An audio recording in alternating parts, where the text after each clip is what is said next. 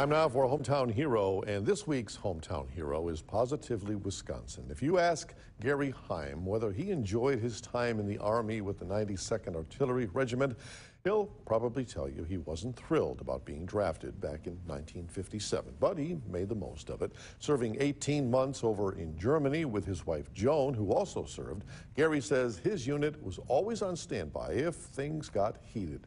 Local 5's Nate Stewart has Gary's story.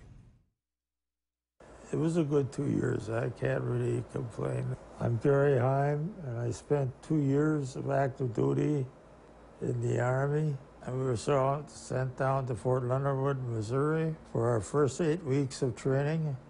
And then we went to Fort Sill, Oklahoma for our second 8 weeks. And from there, we were shipped overseas to Germany. We went over as a complete unit.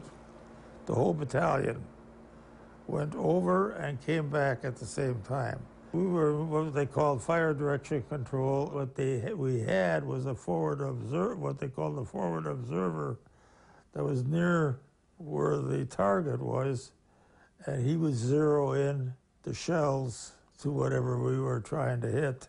He directed us as to how we were firing, how accurate we were, and then we'd make adjustments, and we'd send those adjustments down to the firing batteries. We had a good-sized truck, and we used to stand on the side of the trucks and have boards in front of us with all the information as to where the target was and where the forward observer was and where were the batteries, and so we could direct the fire.